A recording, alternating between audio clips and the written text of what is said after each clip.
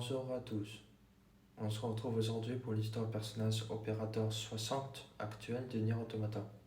Alors allons-y. Dans l'année de 1945, en plein milieu d'une prairie avec Toby, Nannès et l'Opérateur 60, où l'Opérateur 60 dit à Toby que c'est l'heure de son contact régulier avec Toby. Toby lui dit que tout se passe bien. Elle lui dit qu'elle a quelque chose d'époustouflant à lui dire, puisqu'elle a observé des fleurs.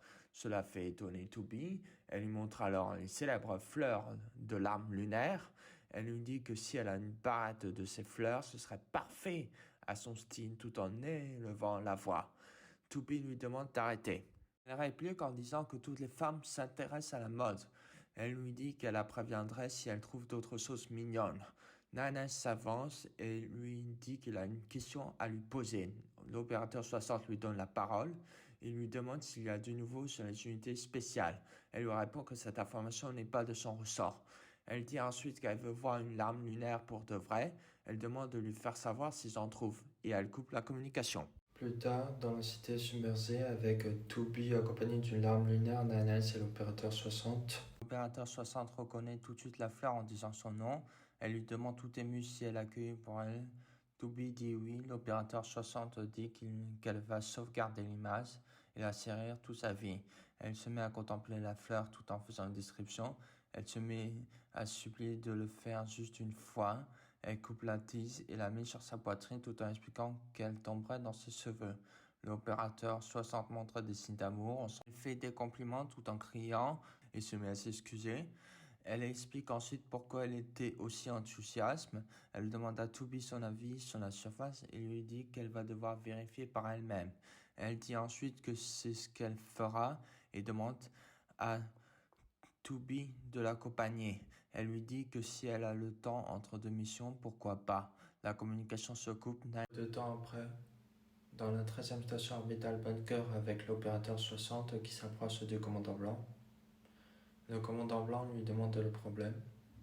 L'Opérateur 60 explique que Toby soumet une requête urgente. Elle lui dit que Nannès a possible été kidnappée pendant sa mission. L'Opérateur 60 continue en disant que l'objectif de l'ennemi est inconnu. Il dit que c'est la raison, c'est pourquoi une demande d'équipe de recherche a été demandée.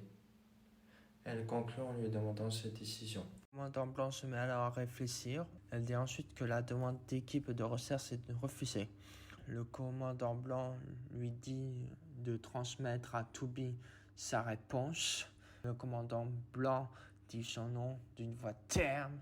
L'opérateur 60 baisse en disant « À vos ordres !» Elle annonce alors à Toby la mauvaise nouvelle. Toby reçoit la réponse et remercie l'opérateur 60. Plus tard, dans la cité en ruine avec Toby et l'Opérateur 60, ou l'Opérateur 60 qui dit à Toby qu'un grand nombre de machines hostiles ont été signalées à la cité en ruine.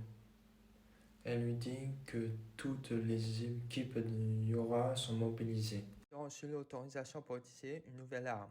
Elle lui explique que le pod 42 va recevoir les coordonnées. Elle conseille ensuite à Toby de ne pas prendre trop de risques. Toby dit qu'elle le sait. Le panneau d'affichage se ferme. Plus tard, dans la salle de commandement de la 13e station orbitale Bunker, juste après l'impact du satellite laser D132 où l'Opérateur 60 s'approche de derrière du commandant blanc, l'Opérateur 60 dit au commandant blanc que le Conseil de l'humanité n'a pas donné l'autorisation d'utiliser le satellite laser D132. Le commandant blanc baisse les yeux en attendant ce que dit l'Opérateur 60.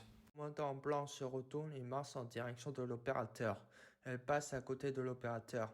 L'opérateur demande au commandant blanc s'ils risquent tous une sanction. Le commandant blanc s'apprête à quitter la salle de commandement de la 13e station orbitale Bunker. L'opérateur appelle le commandant blanc en disant « Commandante !»